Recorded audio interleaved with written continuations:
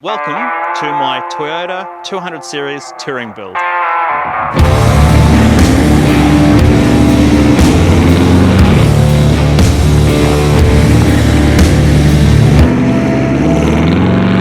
So the series continues. Welcome to episode 6 of my mini-series on my touring build of my Toyota Landcruiser 200 Series. Man, that's a tongue twister every time. Today we're going to take a look at the lighting on the Cruiser. Now, before we get started, I want to explain to you a little bit of a theory I have when it comes to accessories for your four-wheel drive. If you had a graph and on this axis you had price and on this axis you had quality, you would end up with a slight curve that plateaus at the top. What this means is that the more you spend, the rate of quality increase you get is not going to be equal. Now, to explain that a little bit better, I'll put it in more basic terms, which is if you got a set of driving lights that's worth $200 and compared them to a set of driving lights that's worth $500, you're more than likely going to have double the quality of light. Now, if you took that same set of lights that was worth $500 and compared them to a set of lights that's worth $1,000, you probably wouldn't have double the quality improvement. They might be marginally better, but not doubly as better. And the same thing again, if you took that $1,000 set of lights and put them against a $2,000 set of lights, I guarantee you that the $2,000 set of lights would not be double the quality. So what that means is that you don't have to spend a fortune to get high quality parts for your four-wheel drive. This is how I've approached every accessory I've put onto the car, and the lighting that I've chosen is no exception to this rule. Starting up the front, the first set of lights that I think anyone puts on their four-wheel drive is a good quality set of driving lights. I've gone for the Steady Type X Pros, and I got these when they were first released.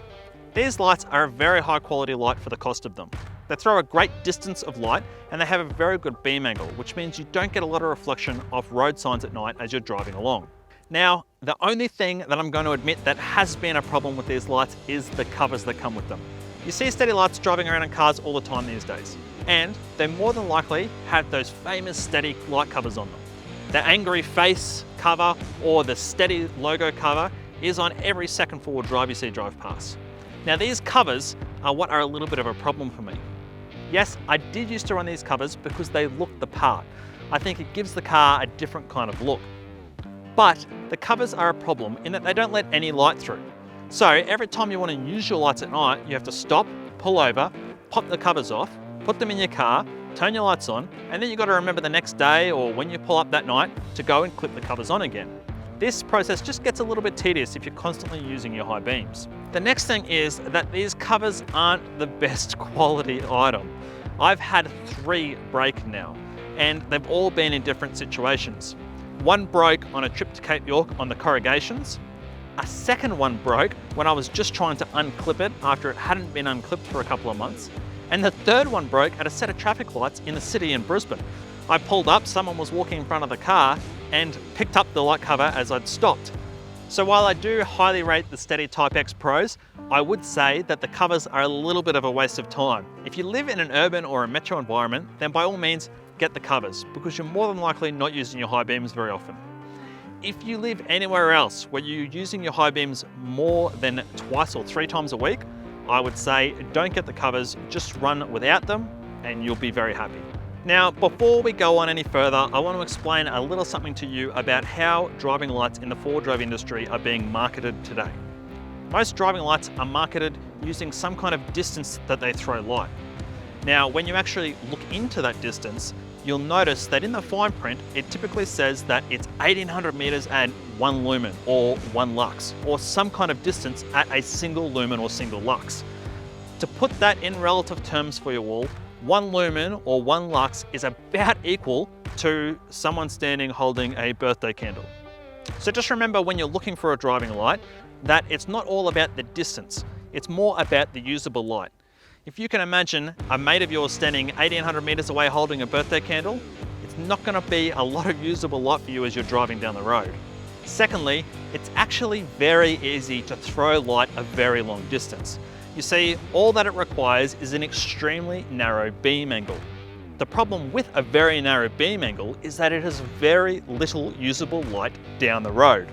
I stress that everyone has to be aware of these lights that are marketed as laser lights because all they're doing is getting a very narrow beam of light so that they can say that their light shoots the furthest down the road. In reality, what they're doing is giving you very little usable light, so buyers beware. The last thing I want to talk about when it comes to driving lights is the fact that LED driving lights actually aren't the best. Now yes, they are very good. They use little power compared to their halogen or HID brothers, and they look the part. They're much smaller and more compact, and they just look sexier on your bull bar. But if it's quality of light that you're after, you really cannot go past the old school style halogen driving lights. I'm going to put a link below to an article that explains the differences between LED, HID and halogen driving lights for you to look at. And I strongly recommend that everyone has a read of that before they go and purchase a set of driving lights to make their choice on whether they want LED, HID, or go the old school halogen lights. Now we've got all that out of the way, I can say that all in all, I am happy with my Steady Type X Pros, and I wouldn't hesitate recommending them to anyone. Now I've explained in previous episodes that I'm by no means a brand fanboy. I just have extreme OCD when it comes to matching things up. And that's the case with my lighting as well. Because I've got the Steady Type X Pro driving lights, I decided, well, why not steady out the rest of the lighting on the car? And that's exactly what I've done. So I noticed on a recent trip up north that I didn't really have great side lighting. There was quite a few times when I'd come around a corner on a road and all of a sudden I would notice that there's cattle right next to me and I just couldn't see them in the dead of night. So as soon as I got back from that trip, I jumped on the Steady website and found the perfect shoulder light for the bull bar. I've gone with the 11.5 inch Steady ST3K LED lights. They have a relatively flooded beam of light and they just illuminate the shoulders of the road perfectly as you're driving along at night. Now while these lights do work as a shoulder light, they could be aimed a little bit better. When I installed these lights, we decided to put them at the exact same angle that the bull bar cuts back. This was probably a little bit of a mistake on my part because they're probably at just a little bit too much of an angle.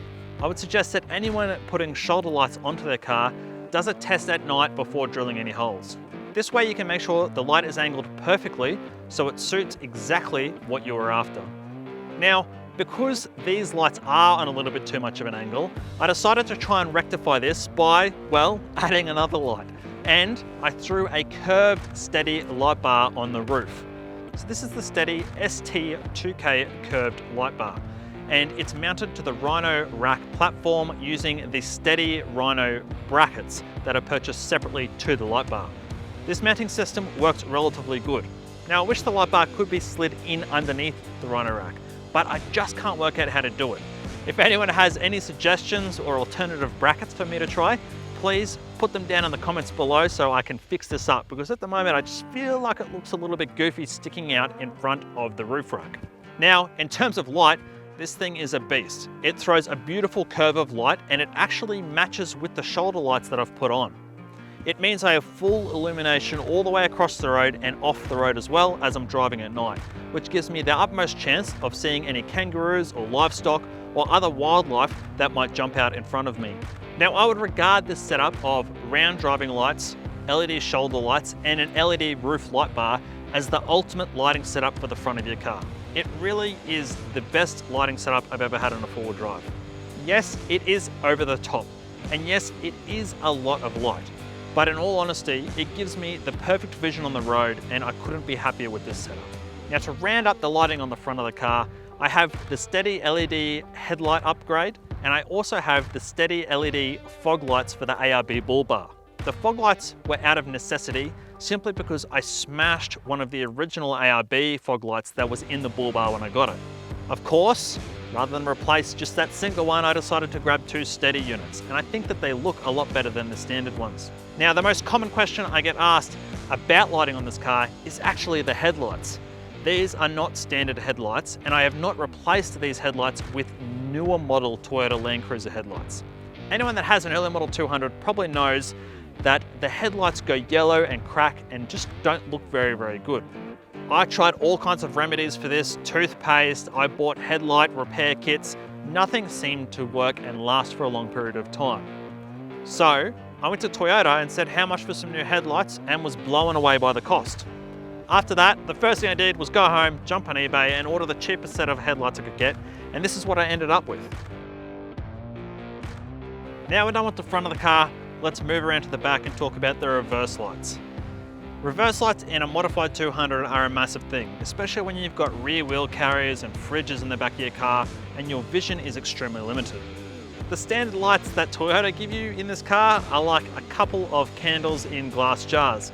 They make it really hard to see when you're reversing. Now luckily, I have a Razlar rear bar that comes aftermarket with 2 large LED reverse lights. This makes life a breeze when you're reversing at night. You can see a mile. In fact, I feel sorry for anyone that's behind the car when I put it into reverse because they are quite bright.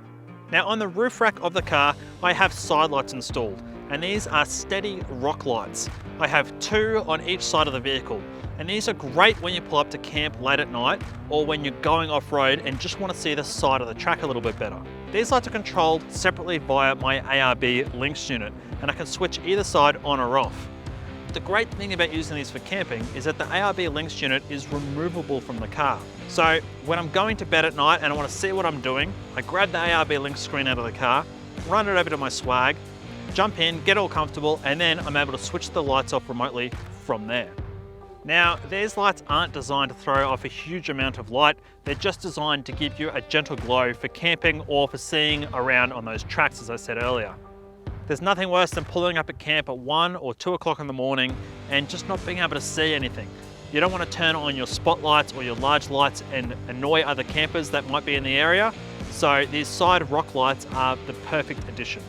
Now we get to my favorite light on the car, and that is my rear tailgate light. Now I have a full video explaining the installation of this light that I'll put down in the description below. But this is a must-do for any 200 Series Landcruiser owner, especially when you have a rear fridge or rear drawers. I've just selected to use another small rock light for that area. These rock lights are perfect for situations like this because they're very low current draw, they output ample light, and they're not too glary or too over the top when it comes to the amount of light they throw. So this tailgate light is controlled via a small switch I have mounted just on the inside of the back of the car, which means that as soon as I open up the back, a quick flick of the switch and I have perfect amount of light when I need it. Now that's the lighting setup on my 200 Series Landcruiser. Something to remember that's very important when it comes to especially lighting on your car is all of this stuff, all of these modifications we do to our four-wheel drives are all part of a personal preference or your personal opinion. What works for you or me might not work for someone else. So please bear that in mind when you're setting up your car or when you're looking at other people's setups. I'm extremely happy with the way the lighting has turned out on this car, and yes, I'm going to be the first to admit that it is a little bit over the top, but it suits what I do and my needs perfectly. So please remember, there are 9 episodes in this series, and we're only at episode 6 at the moment. That means there are 3 more episodes yet to be released, so if you haven't already, please go below and hit the subscribe button and hit the notification bell so you're notified when the next video launches. Please hit the thumbs up button if you've enjoyed this video because that really helps me out. If you have any questions for me about my lighting setup or any tips and tricks for me, please bang them down into the comments below. Again, thanks for watching and I'll hopefully see you in the next one.